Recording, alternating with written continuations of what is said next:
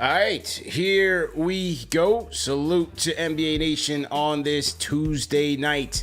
Another edition of the NBA Report. On today's episode, we are going to recap Summer League, man. And an excellent 10 days out in Las Vegas has wrapped up with the Cleveland Cavaliers coming away as champions of the Summer League. So we're going to talk about our top standouts with the guy that does it the best, man. Our guy, Corey Tulliver, is back, the head of the No Ceilings podcast, man. They cover the NBA draft 365 days a year, man. So you're going to want to tap in, listen up, hit that thumbs up button for you boys, and lock in to another great episode of the NBA Report, man. CP the Franchise, Alex Sotaros, Corey Tulliver in here. And you guys at home, man. Salute. Corey, how you feeling, man? Man, living the dream, man. I feel good.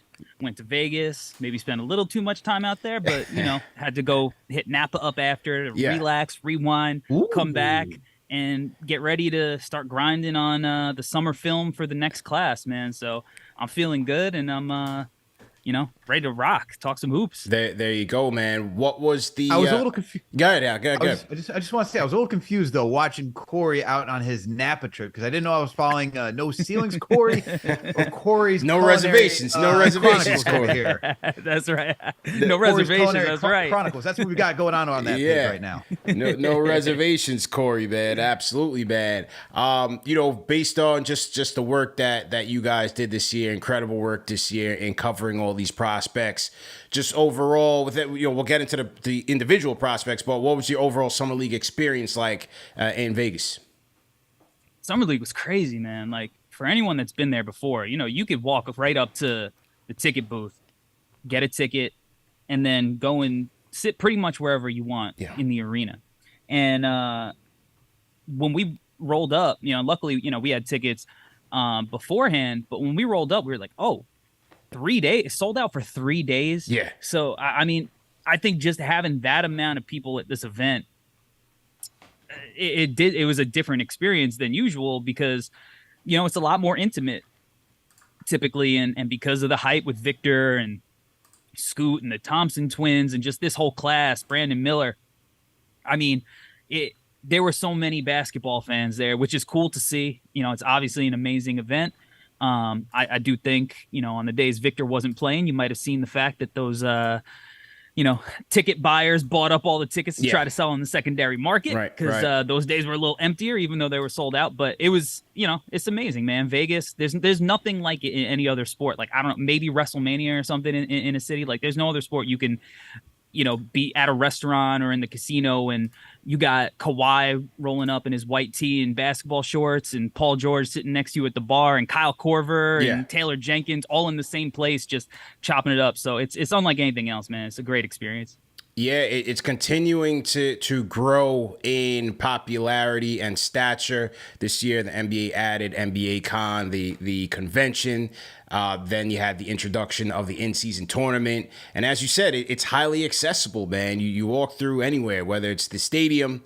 I ran into Jim Boeheim just walking through. I'm playing Pop-A-Shot, turn around, it's Jim Boeheim. Take a picture of Jim Boeheim. Walking through the rotunda, Larry Hughes, dap up Larry Hughes.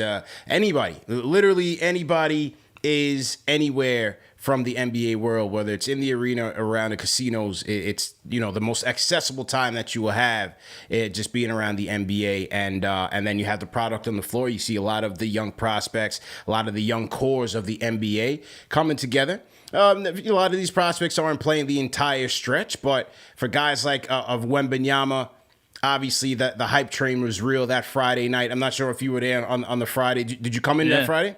Yeah. For sure, man. It was, it's one of those things like it's almost like a festival for basketball fans typically, right? Like you can bounce back and forth between the two gyms. Maybe you catch a half here, you go to a half there.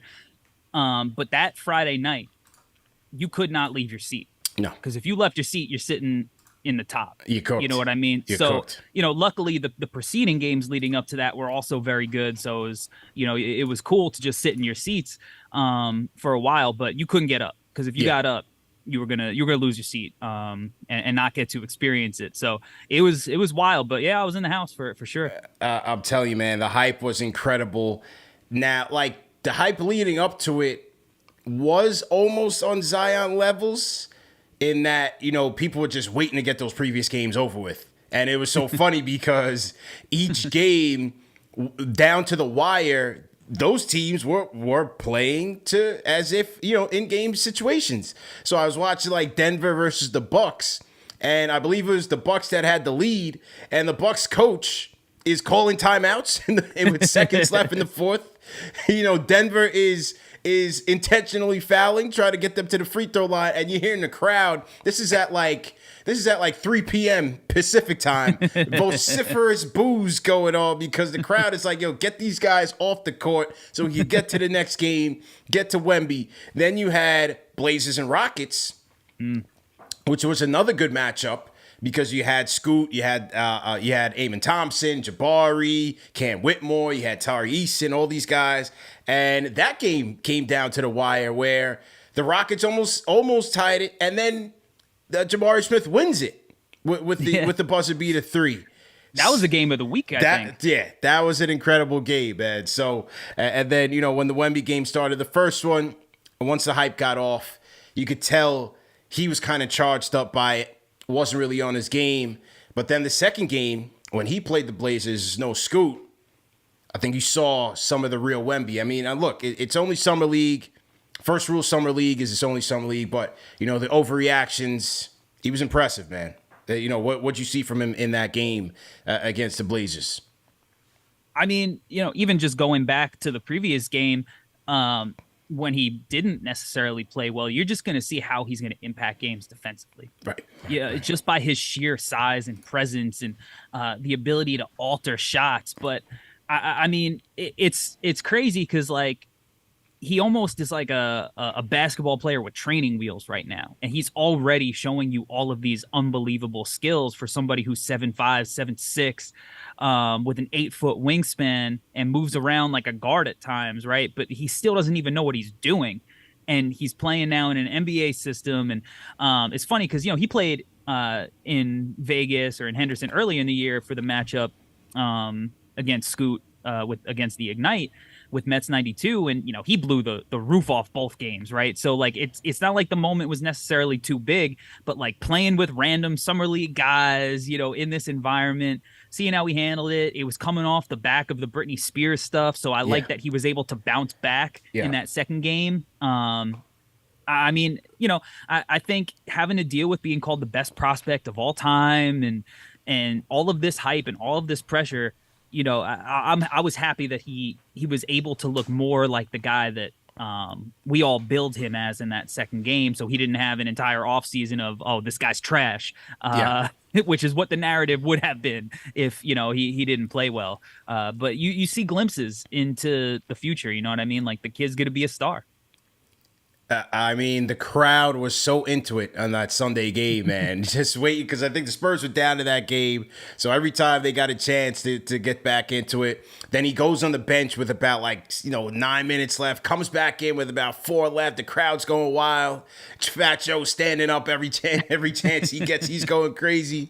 And, for me, man, like you said, the defensive skill sets, and I think that'll be his immediate contribution to the game while he gets his strength, his core tight, gets his weight up a little bit, and the offense comes around. But then you seeing the guy at 7'5", putting the ball on the floor, crossing people up, the high release point. That's where I'm just like, this is insane. Like, what am I watching right now? Incredible. He's the blue alien. He's the blue alien from Space Jam, man. Like, he's that's what he looks like. He looks like he stole the powers of all the NBA players in this cartoon character on the court. Because what's crazy is like, Chet was there. Chet's playing in Summer League, and Chet looks crazy out there on the court.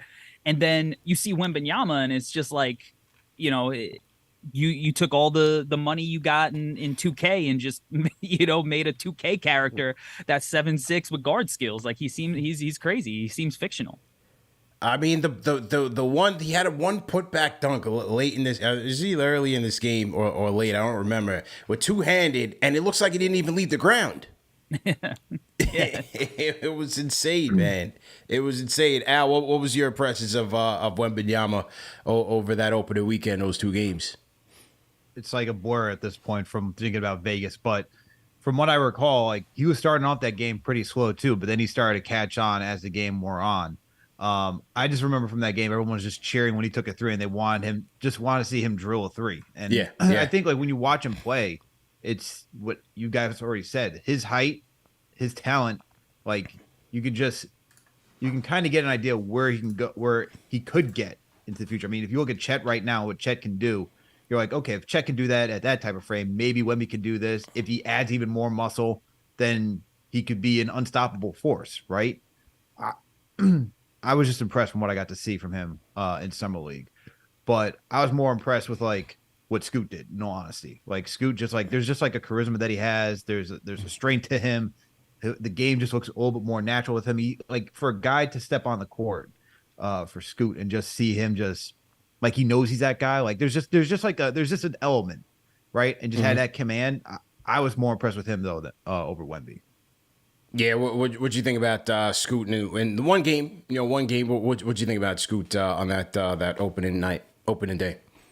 I mean, look, Scoot is a big game player. Like when he played against Wembanyama, and he knew that was going to be the only game of his Ignite career that the lights were going to be bright. People don't watch the Ignite games; they're not really on ESPN like that, right? You got to go out of your way to find them. And when he knew again, like this is my first summer league matchup, it's against Amen Thompson. Like, oh, like they think this kid is nice. Like, nah, like I'm gonna show you what it is. Like the talent disparity. I mean, we posted a clip that we filmed from one of the first defensive possessions where they matched up, and he's just jawing at him, bobbing his head up and down, like I'm ready for this. Let's go. Like he's ready for action. And you got to imagine like this is like a decrease in competition level for him in summer league. He is a veteran. He's a pro. He's been a pro for 2 years in an NBA system. So for him, he had the advantage of coming out comfortable. So, and that's what he did. He looked great. He looked athletic. He looked strong. He looked ready for the moment. He's familiar, with the city in a way that maybe some of the other young guys aren't necessarily going to be familiar with, because that's where the Ignite are based out of. So he had all of these advantages, and that's even before you talk about how insane of a talent he is at the point guard spot. And you could be impressed by the athleticism and all of that, but what's so impressive about him is that he plays with pace, he plays with poise, he plays like a vet already, and he makes decisions and reads that are just way above his years. So he lived up to expectations, and that's what he does in big games. He lives up to expectations. And he got hurt, had to exit the game, shoulder thing. I was hanging out with a Blazers executive later that night, and we saw him walking through the casino. We're like, Scoot good? He's like, yeah, he's gonna be fine. Like he's good. But the look on like when I talked about Scoot with the Blazers exec, the look on his face, man, I never seen this dude smile like that since I've known him. Like they know what they have in this kid. And with whatever they get for that Dame package, like to build around Scoot and Shaden Sharp, they're gonna have a special rebuild.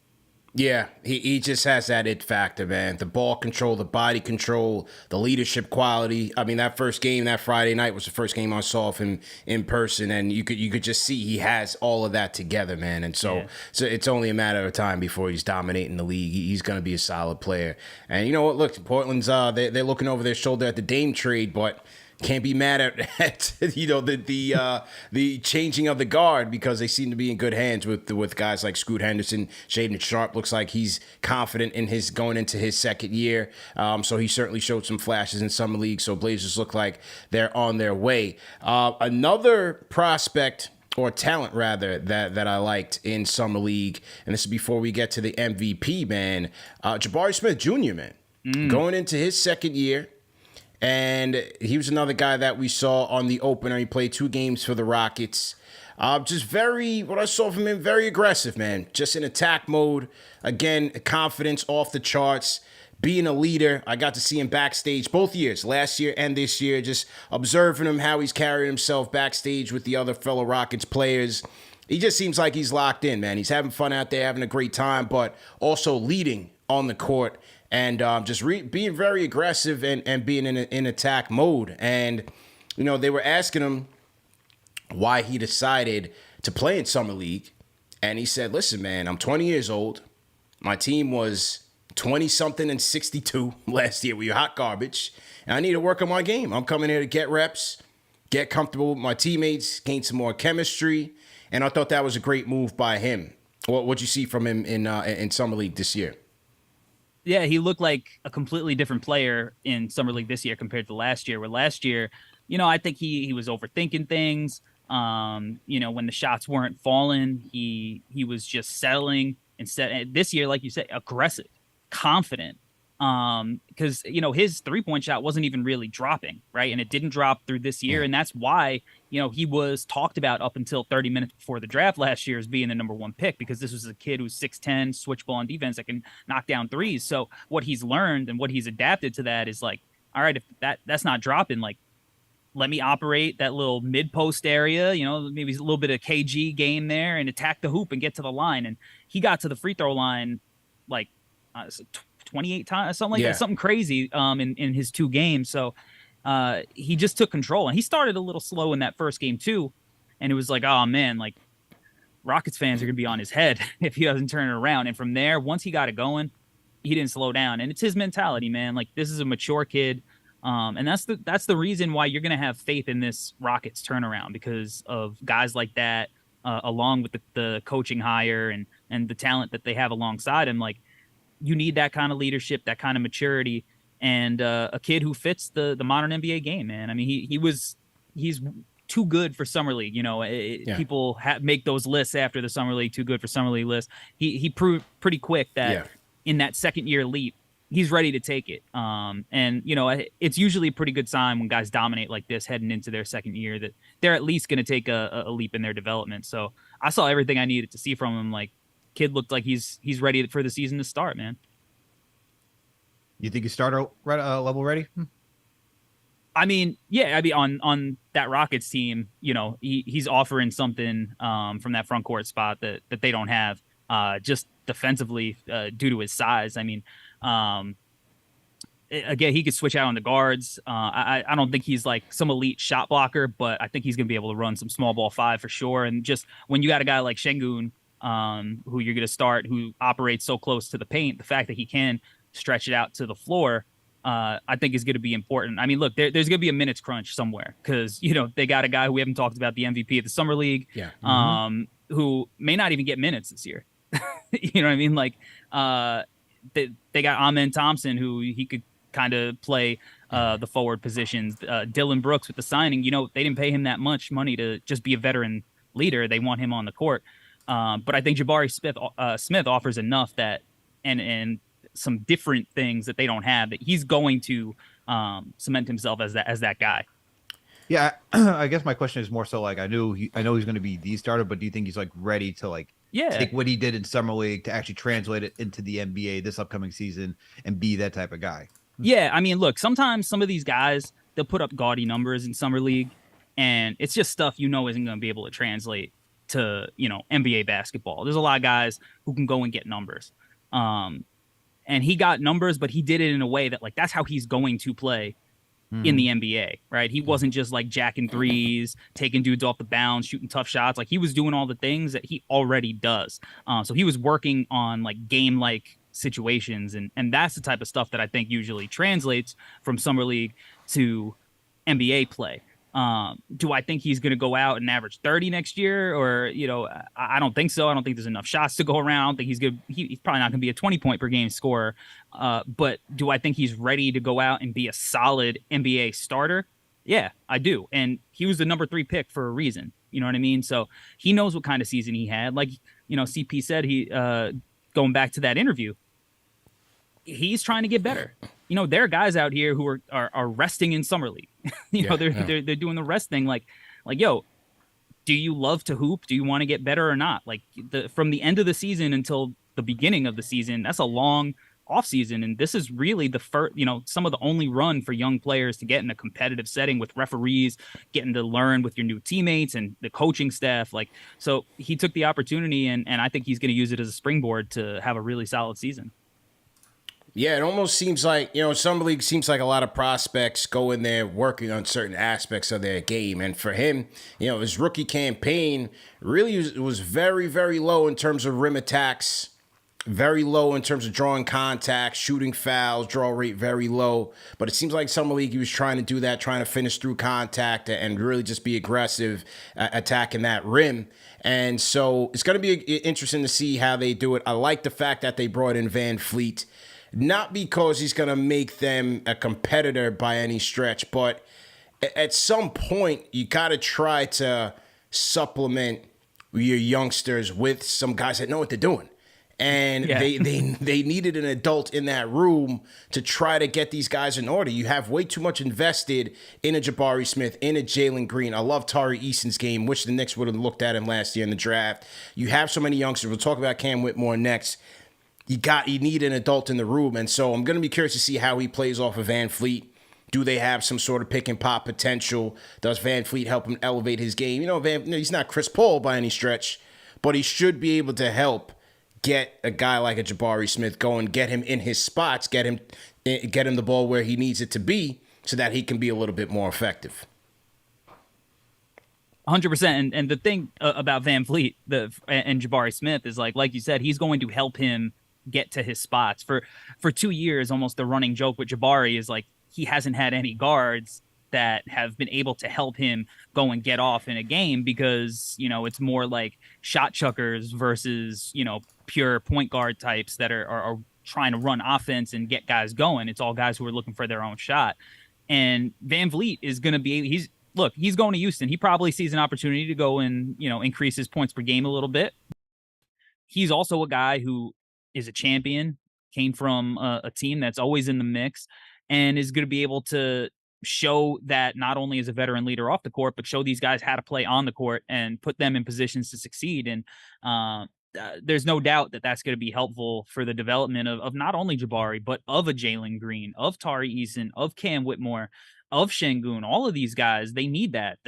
Dylan Brooks, he might take a ton of bad shots, but, there's something valuable that he does bring to a team, as frustrating as it might be at times. These are guys that are going to have an impact. Even Jeff Green, going there, these are all guys that are going to be impactful, just teaching guys how to play the right way. Because at the college level, sometimes you can just get by on your talent. There's just such a discrepancy. But in the league, everybody can ball. So you got to not only be talented, you got to know how to play the right way. And that's clearly with the coaching hire and the veterans that they brought in. That's clearly the motive and the idea behind the Houston Rockets season this year. And they all picked OKC this year, so they top can't four. Be Yeah, top four protected, man. So from that CP3 trade. So they have some incentive to improve this team. And now for his teammates, the Summer League MVP, man, Cam Whitmore averaged 20 points per game, 20.4 points per game, 5.6 boards, and 3 steals. I guess the question here is it's not about the talent, because you saw some of this at Nova, but how did this guy slip? What was the reason this guy slipped to 20, man? You heard so many, you had varying reports. It was the medicals, it was his interviews. The coach didn't go to bat for him. Did you talk to anybody at something? Any Rockets executives or any other executives that had some more insight on him? All I know is on draft day, I had heard that the Rockets were trying to trade up to 10 for him. Oh. And obviously, that was a pick that Dallas was willing to move. So Houston was trying to get in the mix for that. He was the MVP. He really turned it up in those last few games, but I do think we have to pump the brakes a little bit on it. I know he won MVP. 19 points on 17 shots. He still did things. He still has the same flaws in his game that he had at Nova. Which is inconsistency and fitting in with, other guys. He started turning up when he was the guy. He's not going to be the guy there for quite a while, ever. His defensive playmaking was there, but, some of the more nuanced stuff he struggles with. He's one of the youngest players in the NBA. So this is stuff they can be patient with him. He looked good. He looked confident. That is who he is. Even going back to last summer when he was potentially going to be a top 3 pick. He dominated the FIBA Americas tournament in a way where you were like, this isn't even fair. He looked like LeBron in some of those games. So the talent's never been the question. It's never been a question of can he get buckets. It's like, can he stop shooting 8 threes a game when he's shooting 30%? Can he, hit free throws when he gets to the line? If he gets there, can he make, passes to his teammates and find guys? Those are all questions that we still need to have. So honestly, like, I think I probably had him at 9 or 10, something like that, in my personal board, because as apparent as his talent is, his athleticism, all that, he still has real holes in his game that I do think he still showed in summer league. If we're going to be objective and we're not just going by, the fact that he's hitting step backs and he's hitting that potential, that flash, that's all great. He's got to show the other stuff. So I think it's a combination of that and then just the medicals. Like, I do think teams have tend to overthink the personality based stuff. You remember the stuff about Ant Edwards. He didn't like to hoop. LaMelo Ball, was one of the worst interviews ever. He was like turning people off left and right, media, pro personnel. We tend to overthink that stuff sometimes. And I think that Cam went too low regardless. I think at a certain point, you just got to take a talent like that. Like, he was clearly a lottery talent, regardless of what his, injury situation is. We can look at Michael Porter Jr., who, let me tell you, my guy was living it up in Las Vegas. my guy was he was out there. I know he was out there. He was out there. He was coming off the chip, but you see how he, settled into a role and those injury concerns, which were still there. He's missed time. They've reared their ugly head, but he's been able to work through it. So I think just the injury and some of the holes in his game to go along with the fact that he's not a good interview, but he was 18 at the time of the draft. Like, how many 18-year-olds are going to be great in interview settings? Like, these kids are still kids, even though he looks like he's 25 physically.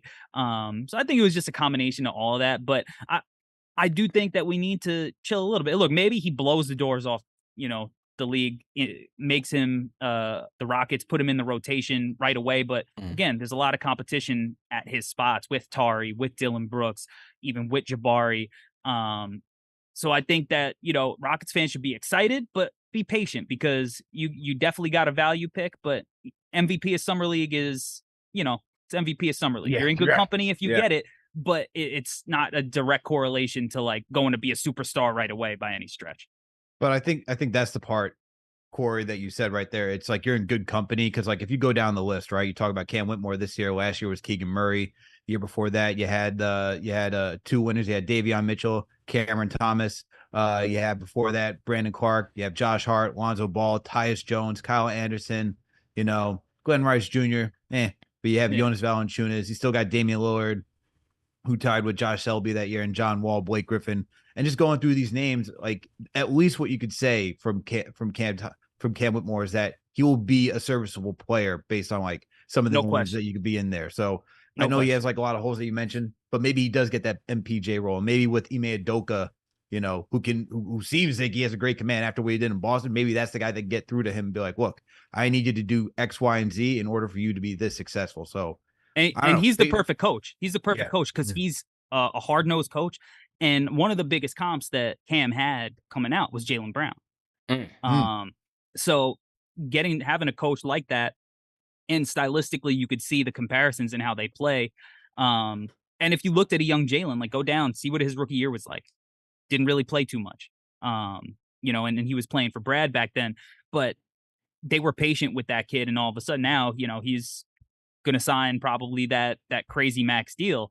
And Cam has that potential for sure, but let's just be patient. These guys are young, and let's not overreact too much to Summer League, even though it's going to be pretty enticing, because you see that guy jump out of the gym and you see some of the step backs and stuff. He looks like he is on the higher end of that list rather than the lower end. Sure. I would have to think they will be patient with him. I mean, he got $80 million sunk into Dylan Brooks, right? So you got to get your money's worth there. So I think Dylan Brooks is going to get the lion's share of those minutes. We'll see where Jeff Green slots in. Is he just kind of a veteran support off the bench, or does he get meaningful minutes? But knowing Udoka, maybe they'll let Cam earn his stripes there and just take it one year at a time with him in. Yeah, and that's the right approach, man. Like, look, they definitely want to be better this year, just because they don't have their pick. They want to see progress. But that doesn't mean they're going to be a championship team next year, that they have to be. I don't think that they believe that by any stretch. I think that they just want to get guys who are going to show the guys the talent that they do have. They want to show them, hey, this is how you become, a successful NBA player. And I think that they'll do that and they'll work that process out. And it's going to be a process because you go down the list: Jalen Green, Tari Eason, Jabari, even Cam, outside of Amen Thompson as their young stud, and Şengün, like all those, none of those other guys really have that like processing, that feel, that kind of Denver Nuggets, Golden State Warriors kind of style where the ball's just swinging side to side and there's back cuts and this, like, it's a lot of catch and hold from all of those guys. So they're going to have to learn how to play a different style, and that's going to be a process, but it's going to be fun to watch, win or loss. The Rockets fans are actually going to have something to watch and be hopeful for this year, because I think they're going to see a lot of progress, even if that progress only gets them to, 32 wins or something.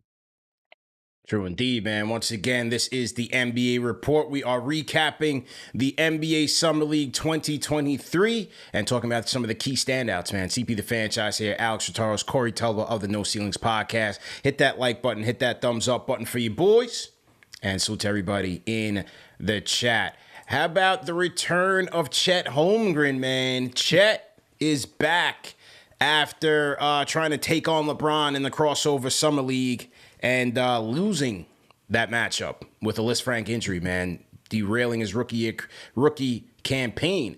Chet came back. He started in Salt Lake City and then gave him a couple of games in Vegas, man. Shot blocking extraordinaire. I forgot how many blocks he finished with in total at Summer League, but certainly defensively he looked okay. Seemed to be moving pretty well. Dropped 25 points against the Pacers. What you think about Chet in his Summer League stint? I'm happy he's back, man. I think he's a real possibility to win Rookie of the Year this year, because I think that Oklahoma City team is going to be real good. I think they're going to be a playoff team this year. I mean, look, he's one of these unicorn guys, man. Like, you see it on both ends. Like, he didn't shoot the three ball well in the summer league, but like in college, he was 40% from three, right? Like, you could see that he's going to shoot it in the league. You could see what he does off the bounce. There was that highlight. He hit that snatch back and the spin, right, with the finish. Like, he's dunking on dudes. You could see that he's visible. He's noticeably like stronger physically. Like, I think that year off was good for him. He still doesn't look like Cam Whitmore might physically, but he's noticeably thicker, and that's huge for him because he's always been, regardless of his size, a really physical player. That's kind of the sell with him defensively. Like, you can go at him, he's not backing down. In the tournament game against Jalen Duren was trying to post him up and he could not move him. So like, this is a dude who competes. He's a bad mother effer. Like, he's one of these dudes that is like, he will go at you, and if you go at him, he's ready for it. And it was just good to see him, man, because he's going to offer something that OKC didn't have last year, and that was a team that was a lot of fun, because now they have some real legit size to have a legit rim protector. Like, that's something that they were so good without that, and he fits so perfectly into their offensive system, which you look at every guy that they've drafted, can rebound, can defend, can shoot, can pass. They just versatile guys who could do a little bit of everything and make smart, quick decisions. So he's just putting them in that OKC team, man. He is going to be a ton of fun. And I think, if I was a betting man, and I am, I think maybe the money for Rookie of the Year might go to Chet for me.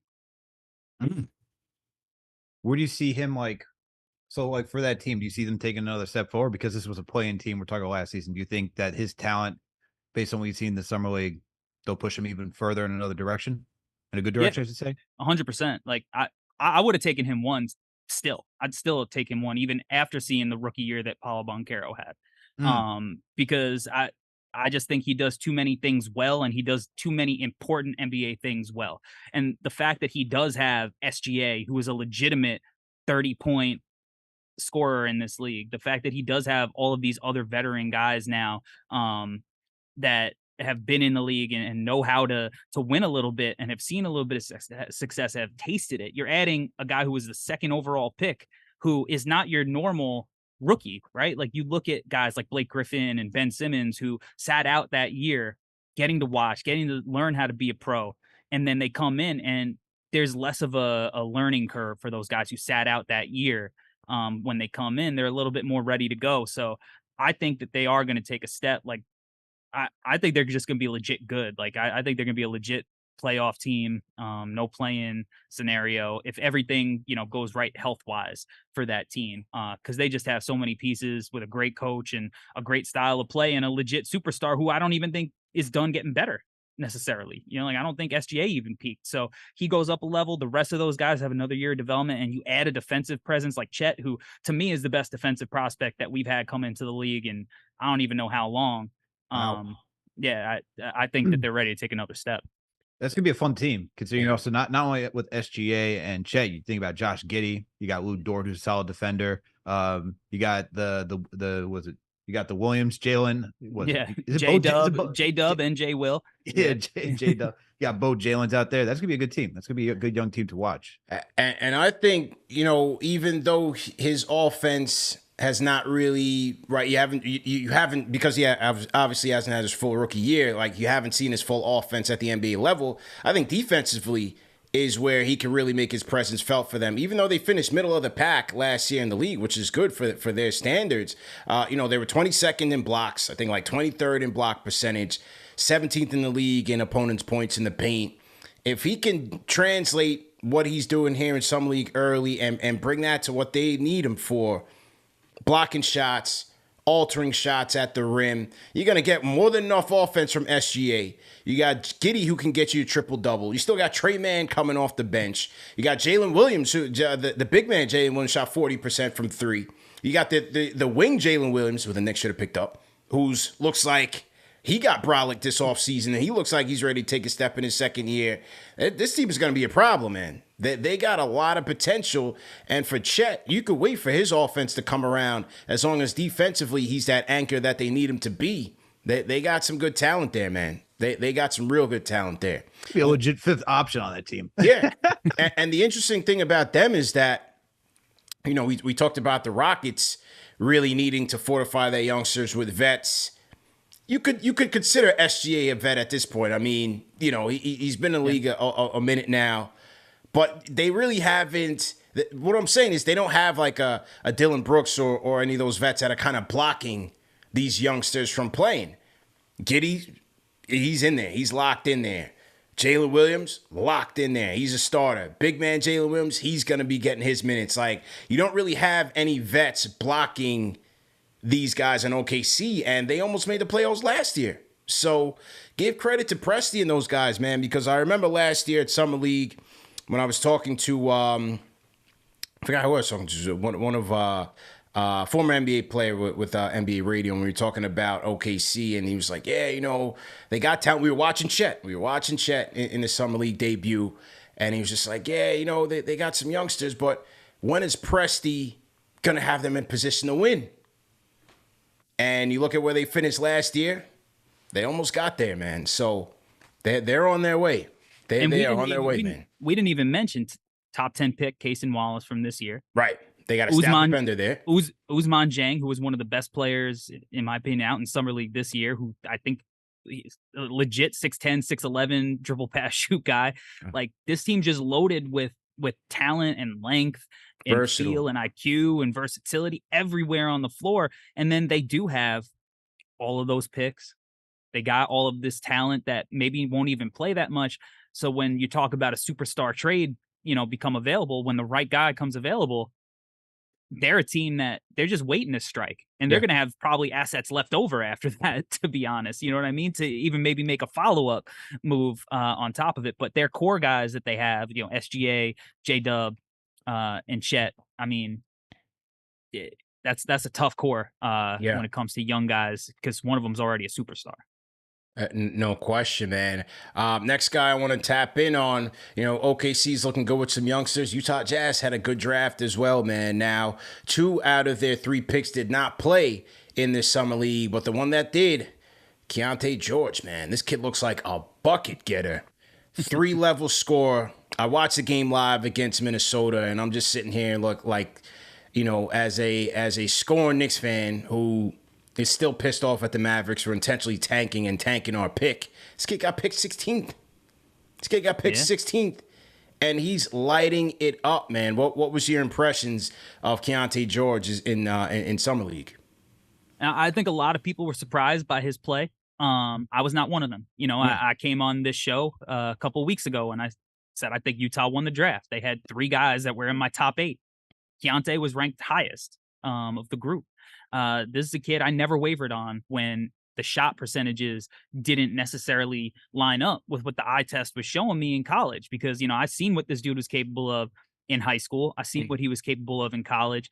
The type of the way he moves is the movement of an NBA star. You know what I mean? Some guys on the court, they just move around the court differently. Yeah. And he's one of those guys. He's got the confidence.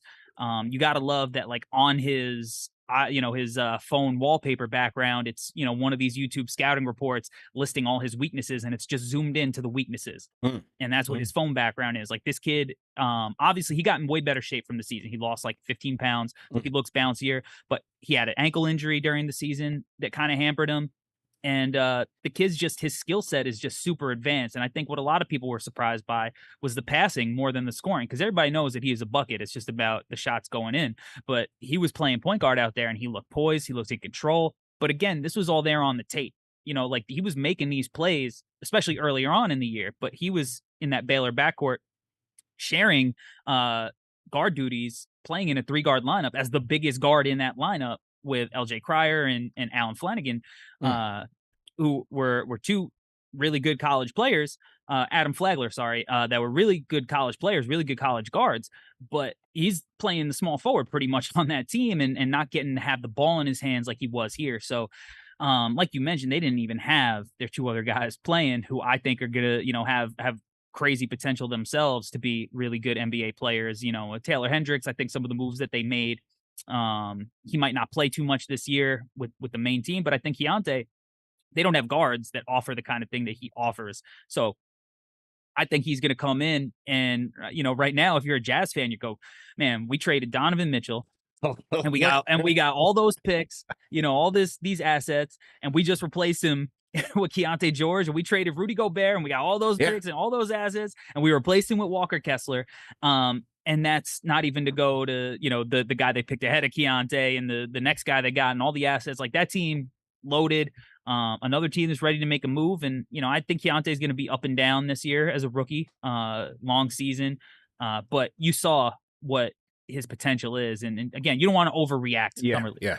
But it was too easy for him. Very easy, man. And just a player who looked like he just had it all under control. Good feel for what he was doing out there. And as you said, his passing was impressive. And this Utah Jazz team, after losing Mitchell and losing Conley, they are looking for more playmaking. They have Clarkson, they have Sexton. Those guys are very score first. And so we'll see what he can bring to that offense off of the bench and see, if he can help them facilitate a little bit. But they're certainly looking for some playmaking. And I was impressed, man. Good, nice, impressive scoring output there from Keontae George in his Summer League debut.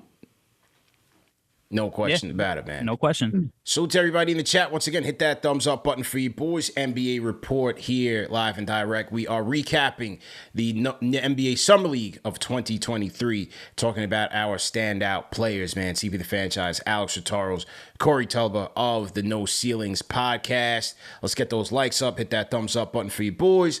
Shout out to everybody in the chat, man. Shout out to Jay from PR. We got John Talento, JJ from Brooklyn in here. Above the Rim, TM, salute.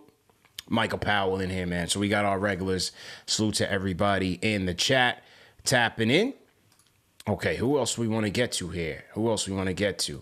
How about, now, Amen Thompson didn't really get a chance to shine after leaving the Rockets and Blazers game with an ankle injury on the opening night. But his twin brother, Asar Thompson, got it popping a little bit later on in the Summer League, man. The defense was on display, athleticism, saw some impressive putback dunks. What you think about Asar Thompson, man, with the Detroit Pistons? Yeah, I think they got a stud, man. I love Asar Thompson. This is a kid I got to see a lot in person this year, when he was with the OTE. And I'm just happy that for the Thompson twins, both guys who look good, obviously, like you said, like his brother Amen didn't get to show out that much because he got hurt in the first game, but we finally got to see what they look like against better competition, because the knock on them, one of the knocks on them was that they were in the OTE. Yeah. They're older prospects. They're 20 years old. They're playing against high school kids. I Mm. had those same questions, they're playing down to competition, but they came out and they looked right at home. Both guys look comfortable, not perfect by any stretch of the imagination. But with Asar, you saw like he looks like he could be that, Andre Iguodala type of wing who can really pass, can really defend, rebounds the ball, pushes the pace, and is a jump shot away from, being a true star. And, Iguodala was never a shooter. No matter, I know your guy, Max Kellerman, said that he wants Iguodala taking that last shot. Yeah. But, he was a guy who was inconsistent with his jumper, but he would hit it throughout his career. You didn't necessarily hate that he took it. And I think Asar is there. He shot the ball confidently, even if the percentages weren't there from deep. And you saw all the other things that he does. Like, he's a guy who just makes a ton of winning plays all over the court on both ends. I mean, over 4 stocks a game. That's one of the things that, will typically translate, that kind of defensive playmaking, is a good sign for him. So I mean, the kid is somebody who is going to embody that bad boy Pistons culture. And, I think he slots in at that 3 spot really well. Now, Detroit as a whole has some decisions to make, because somebody's got to shoot the rock on that team eventually. And right now, there's not a person in that starting lineup that can consistently, even though my guy, friend of the program, Marcus Sasser, dropped a 40 piece in his last game, 25th pick in the draft. So, they got some shooters on their team, but they got to get some shooters in that starting lineup. And Asar might even come off the bench, with Bogdanovich there. But his future is really bright, because you saw a crazy athlete out there on the court. Listen, is the issue with this shot? Do you believe is the intention to alter his shot mechanics? Or do you think he kind of goes in with, the shooting form that he had coming in? I think that they'll continue to work to hone it. He needs much less of a mechanical change than his brother does. His brother's shot is probably got to be overhauled completely. And that'll be, honestly, like the 4th time in like 2 years that'll really be happening for Amen. And that's tough for anybody to do, to change your shot once, but it shows he's trying to get it down. But with Asar, like, he's definitely been working on it. His form has gotten better over the course of the year, more consistent. And with him, it's not so much that his form is bad, it's the fact that his lower body, his upper body typically don't work in synergy.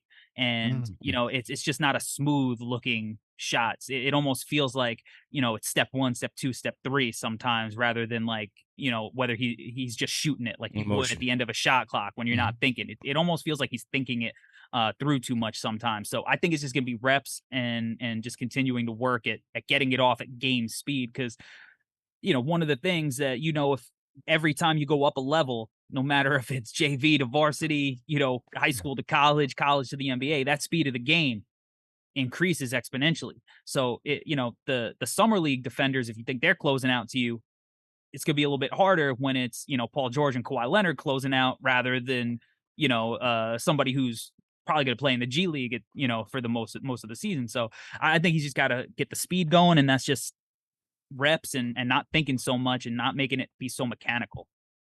Do you think he's going to come off the bench, or do you think he's going to be a starter? Because as you mentioned, like, you're going to have Cade, Jaden Ivey, you got Thompson in there, you got James Wiseman, who, they're still waiting for him to figure out his game as well. So where do you see him fitting in? Because they do have Burks, they do have Joe Harris now after the trade. Yeah. So right. Where's he going to fit in? Yeah, I guess we'll see, right? I mean, who knows? Like, this is a brand new team almost in a lot of ways. New coach. Who knows right. where Monty wants to go with it? Right. We don't know. I think that they're probably a little bit similar to Houston, right? In that they want to take a little bit of a step. They want to get some of these veterans to kind of teach these young guys how to play. But just roster wise, like, I mean, Bagley, Wiseman, Duran, like, all those guys all do the same thing, and they all play the same spots, and they want to play them together. I mean, who knows what direction they go? If they're trying to win games, it probably doesn't make much sense to have Asar start. It would probably make more sense to have some of those veterans. But they're a team, they're probably not as much in a rush as a team like Houston is to take that next step. I think they probably just, hey, let's see if Cade's healthy this year and let's see what Jaden Ivey can do. He was very up and down in that summer league, looked a little erratic. Let's see if he's a long-term piece. Let's see what Asar looks like in a real NBA team setting. And let's try to figure out this Jalen Duren, James Wiseman, Marvin Bagley, cluster in the front court because the roster needs some honing for sure, but the pieces are all interesting. So I think whether he starts or he comes off the bench or he spends time in the G League sometimes, I don't think it matters for them this year because I think that he's got a chance to be a high-level impact playoff guy in 3-4 years when it really matters. Okay. Yeah, I'm just looking at the entire roster. I'm just have the whole Pistons depth chart. It's just all over the place because you got I mean, you got Monte Morris on there. You got Killian Hayes. Yeah. You got all these guys. You got Isaiah Stewart. You talked about Jalen Duren. Right, Isaiah Stewart on the team. So this whole roster is just interesting. I wanted to see how it all plays out. Interesting indeed, man. So to everybody in the chat, once again, hit that thumbs up on for you boys. We do have a Detroit Pistons fan in the house. I don't know what happened. Got ripped in. We do have a Detroit Pistons fan in the house. Michael Powell in here. Salute, man. Yeah, he's locked in. He's locked in. He says, yeah, we're hurting for a sniper. He says Bogey's the only guy with that can start that we can depend on from the three-point line. You got Burks too, man. He's sleeping on my guy Burks, Al. One of the most efficient scorers in the NBA. Not everyone's a big Burks hive. Burks hive, man. Burks hive. Come on, man. Don't get on the game. Of course, he's a good basketball player. What's not to like? Okay. Troy Weaver brought him back for a reason, man. All right? He brought him back for a reason, man. Trust and believe in my guy, Alec Burks. All right, Michael Powell, you won't be disappointed. Okay. All right, next up on the list, man. How about Imani Bates? This is the guy that I was fascinated by. One of the most sought-after prospects once upon a time who fell on hard times, picked with the 46th pick by the Cleveland Cavaliers. 19 points, 4 rebounds in the Summer League Championship game. Hasn't met a shot he hasn't liked, but he was knocking him down. What you think about Bates' Summer League outing, man? Summer League stint? I was really, really impressed by how he played. This is a kid who really, it's like, he's one of these guys who he has to learn how to play almost. It's like, he's one of these guys who in a summer league setting, sometimes it could be perfect because it's almost like a men's league when you just bring in the ringer who comes in, could just go off for 30 in a playoff game. And you're like, this dude hasn't played in the league the whole season, but he came in and get buckets. Like, he's that type of guy. He's ready to get buckets whenever, but he got to play with Isaiah Mobley and Sam Merrill and these guys who kind of play like a real modern way of basketball. That I think that really helped him because, the situations he's been in at Memphis where Penny tried to make him a point guard and that was a disaster, and as a 17-year-old kid who, wasn't even eligible to go to the draft that next year, that was a really tough predicament to put him in. And then the next year, he's playing in a mid-major and he's going back to where the team revolves around him and he can just kind of chuck away and he didn't really improve on his weaknesses. I think that this Cavs summer league team, and he said that I think this is the first time he's had fun playing basketball in a while. I think because he played with guys who were fun to play with Sharif Cooper and, guys who just know how to pass a rock, get him open in spots. And if he's going to stick in the league, I think he's got to kind of be like a, 6'8", 6'9", like Malik Monk kind of guy who, who can come in and light it up, but also has to learn to tone it down and kind of fit in and play with a team that accentuates his strengths. So I think the Cavs are a pretty good spot for him. And when I was watching him live, I was like, you know what? He's like not forcing things out there like he usually does.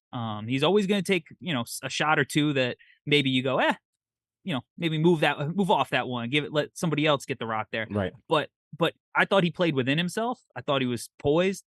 And I think that's good. It's a good sign for him getting a chance to make it in the league. Because if he comes in and he's just like, hey, this is my show, and I'm gonna go out and I'm gonna be Imani Bates. I was on the cover of Sports Illustrated when I was 15, 16 years old. Like, if he thinks he's that guy, it won't work. But if he could buy in to being a guy who can hit shots in a bunch of ways, because he could shoot off movement, like he can run off screens, he could space the floor in a real way, he can not he there is value in what he brings to a team. He's got to buy in, and he bought in. And that Cavs team was a lot of fun. They obviously won the championship, and Imani was a part of it. Yeah, I like what Amani showed, and especially when you talk about buying into a team, and that gives me confidence in summer league having a system that actually worked for him, that he could do that at the next level. Do you think he'll get any playing time on the Cavs? Because I'm not thinking like a starter, right? The starters are already set. Yeah, Garland, Mitchell, Strus, Mobley, Allen, but maybe with that second unit, right? Because even though they did sign George Niang, he is 6'9". Maybe you want to use him as like a stretch 4. Maybe if he shows enough improvement and can play in the system, maybe he gets him. And they still have Levert, right? Over there. They still have Levert, right? Yeah, they still got Levert. Yeah, so he'd be this, but he's slotted in as like the shooting guard. Right, so right. you can still play. You can still have some like height, wingspan out on the court if you put him at the 4. I mean, I wouldn't expect him to get playing time next year. I think he's going to spend a lot of time in the G League, and I think that's going to be good for him. Look, the NBA, to me, there are going to be very few rookies that are good this year. Even the guys that are getting picked, 4th and 5th and 6th, like, these guys are not going to be good NBA players. And the Cavs are trying to win. It might be hard when you got to line up in a playoff series against a guy like Jalen Brunson to get it done. But the Cavs are trying to win. Imani Bates isn't going to help them, I don't think, further that goal this year. And I think that's why, you go out and you get a Max Strus, you re-sign a Karis LeVert, guys who are going to play a similar role to what you would expect Imani to bring. So I think he's going to learn the NBA game. They're going to be patient with him. He doesn't have to have the pressure and the hype. He's not in a big market. He was a 2nd-round pick. They could put him in the G League, let him develop, learn the game, learn how to play defense at an NBA level, and learn how to play in an NBA offense, instead of just everything revolves around me, or they're gonna put the ball in my hands and I'm gonna be a point guard. Like, they're gonna let him be him in an NBA sense, and he'll sink or swim based on that opportunity. But I think that if this is any indication, I think he's trending in the right direction.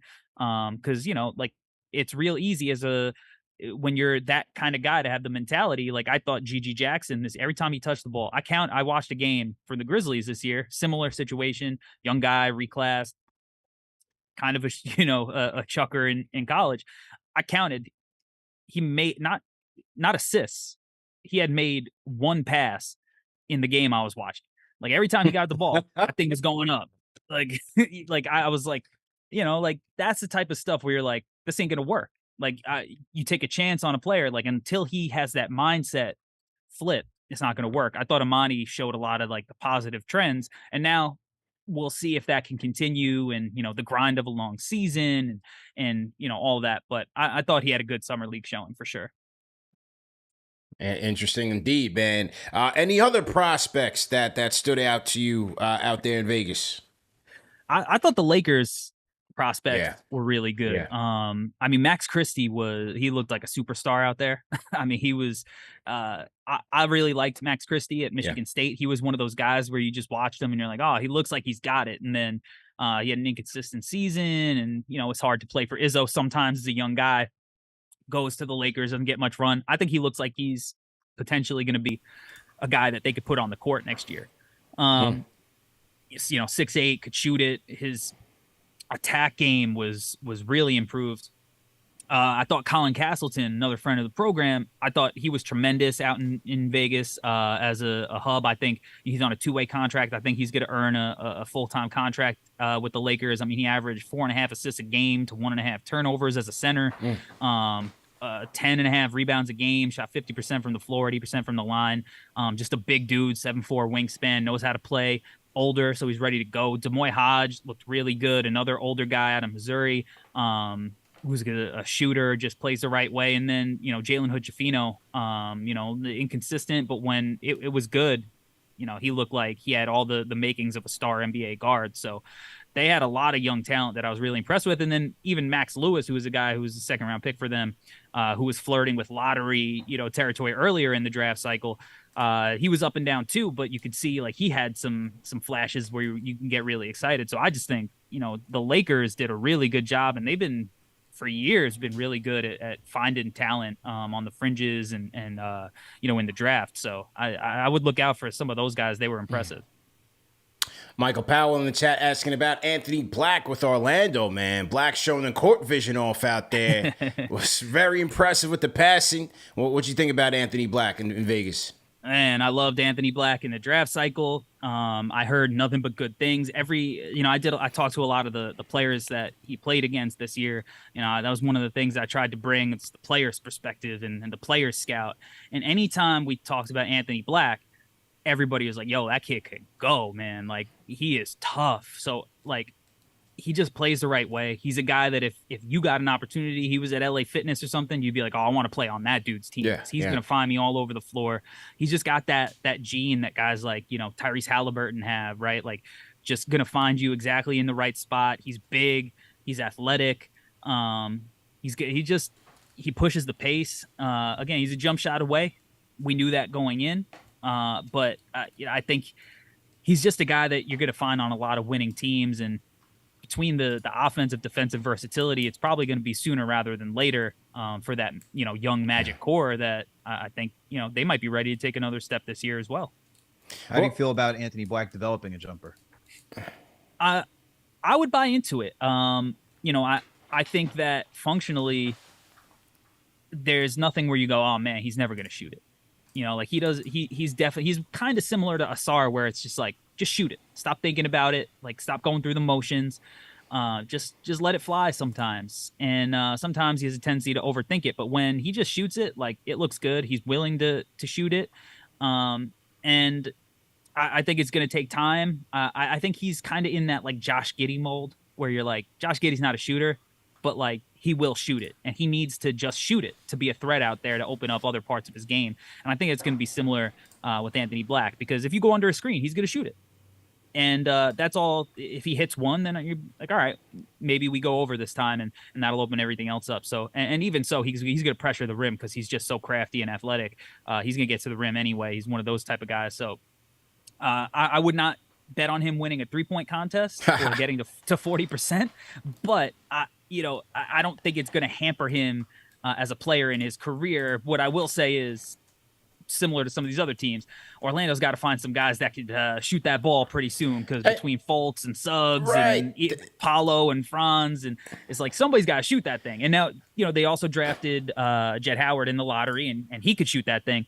But he's a rookie, and, rookies aren't always ready very early, but somebody's got to shoot it down in Orlando. Yeah, I think that's what is intriguing to me, is that he's a good prospect, but you have Suggs, you have Cole Anthony, you got Markelle Fultz, a reclamation project.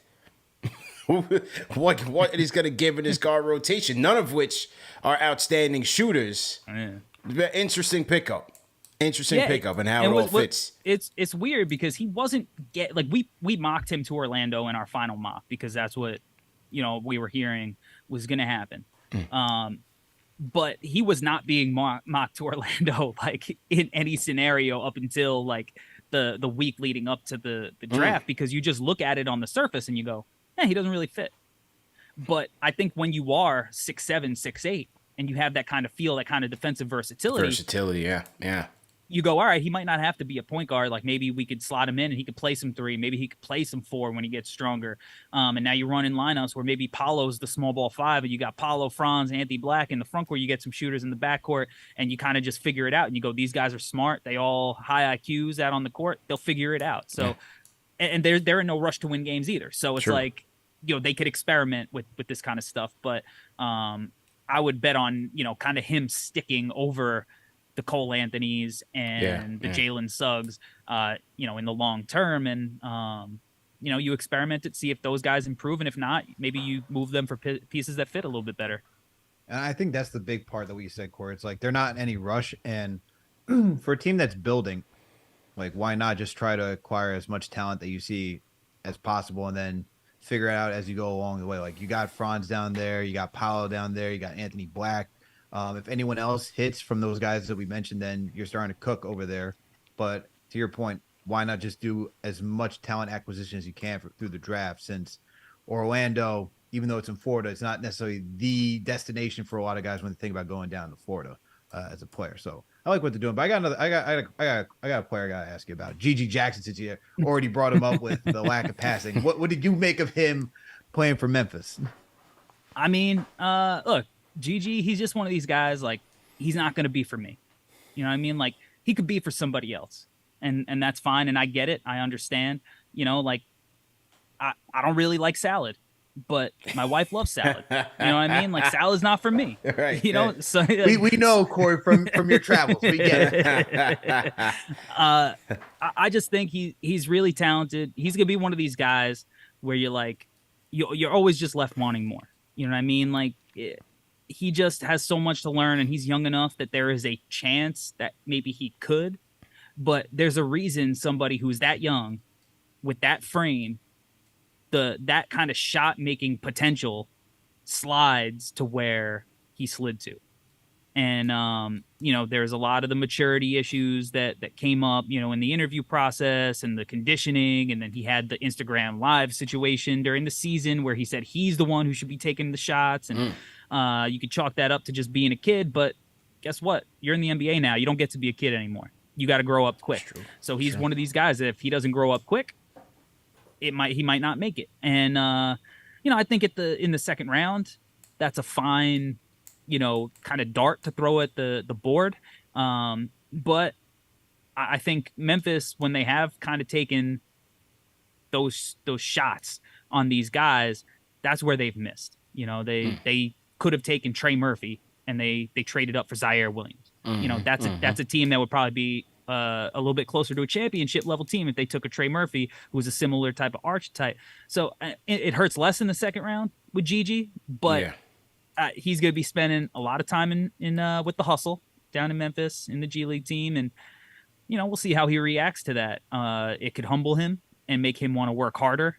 And if he hits, then he hits. But I didn't see anything out in summer league that made me think that he had any kind of thought in his head that he needed to change his game much, because no passing, all shooting.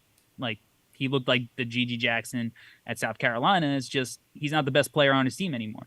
You know what I mean? So he's not a good enough shooter that you could go, all right, I want him to shoot every time he touches the ball. You know, like, look, Ja's going to get him in position to knock down shots, right? Like, they have a team full of guys that are going to get him open looks, but he's not that knockdown shooter. It looks good when it's going in. It doesn't go in enough. So I don't know. He's definitely a project. He's going to be a guy that needs to develop in the G League. And I think if his summer league was any indication, he's going to be down there for the majority of the season. One more player I got to ask you about, Corey. Jordan Walsh, because I did like what I saw from him on the Celtics. I thought he was a very cerebral player. I liked how it seemed like the game wasn't too fast for him in summer league, and I thought he was doing a lot of the good things, like whether it was knowing when to drive, knowing when to pull up from three, just passing wise. Defense, I think, is what's going to get him on the court. But I want to know your thoughts about him. Yeah, I think they're excited about Jordan Walsh in Boston. I was speaking to, you know, some executives there. They're excited about him as a prospect. He looks like that modern day versatile, huge forward. Had a couple of really big games out there. Known for his defense. I don't think he's going to come in and be ready to contribute to the main roster right away, because that is a team with legitimate championship aspirations.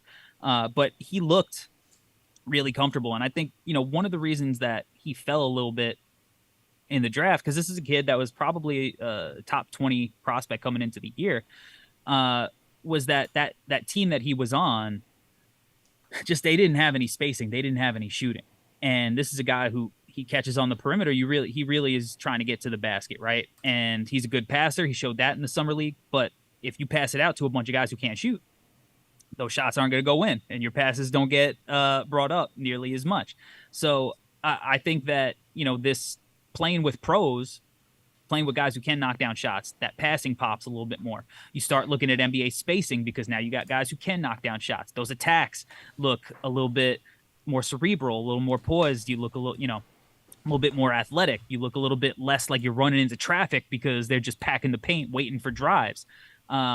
So I think he's going to be a good player. I think he's going to be a team that a guy who spends some time in Maine with the Red Claws this year. But I think that they're probably going to get him some minutes on the main roster at times.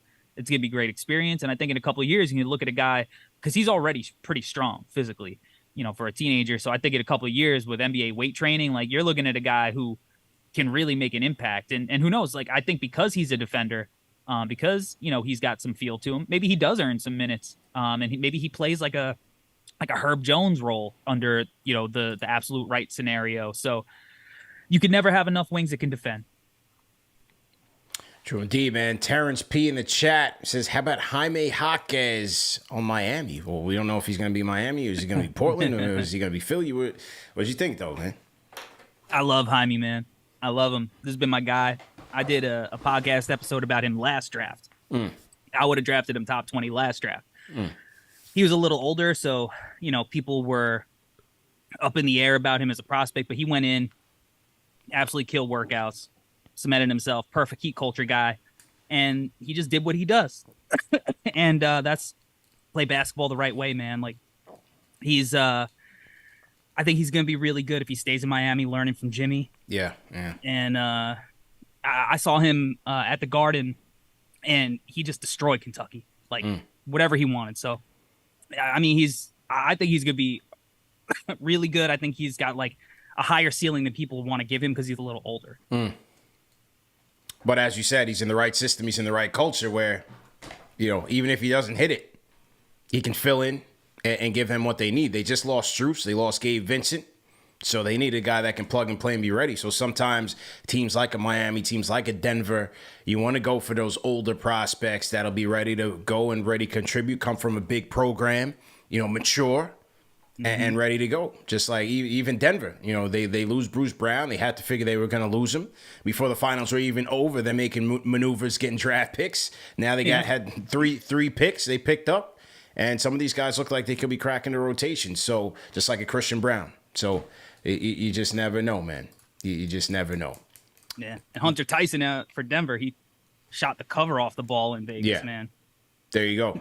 There you go, man. But Miami's got Orlando Robinson too, who's dominating. Yeah. He was impressive. Very impressive. He he's one of these guys, man. That's what you want to see in that second year of summer league for these young guys. You want to see if they can dominate the competition, and he did, man. He looked like he was doing whatever he wanted out there. So Miami might have some pieces. True indeed, man. Well, great show, fellas. Thought we did a great job of really recapping the summer league. Corey, excellent job by you and the squad at No Ceilings, man. What's the rest of the offseason looking like for you guys? Are you looking at Cooper Flag tape? What are you guys doing, man? Yeah, man. That kid is crazy. You know what's funny? I saw Montverde in Jersey this year at a tournament. He didn't get off the bench. Wow. He played maybe 4 minutes because, that's the kind of school where if you're a 10th grader or whatever, like, you gotta wait for the older guys to move on. We're diving into the 24 class, and it's a train wreck. I'm not gonna lie. It's not. I'm not gonna lie. It's a train wreck. I think the boards are gonna look crazy. I don't think there's gonna be consensus. Wow. It's gonna be. We're gonna see who's really about it this year. Interesting Great stuff. for the Knicks to be into this draft. Yeah, great. Fantastic. With 2 picks, right? 2 picks, man. But either way, man, great stuff. Enjoy the rest of the summer, and looking forward to more content, man. People in the chat definitely appreciate the work that you guys are doing, man. So keep going, and wishing you continued elevation in the next year, man. Great job, bro. Hey, appreciate you guys having me, man. All right, man. For everybody in the chat, remember that you can catch these shows in audio podcast format. No reason to miss it. We are available on all podcast platforms, so make sure to share this video, subscribe to the channel, and hit that thumbs up button for you boys. The NBA Report, we out of here. CP, Alex, Corey, great job as usual. We out of here, man. Have a great night, people. Peace.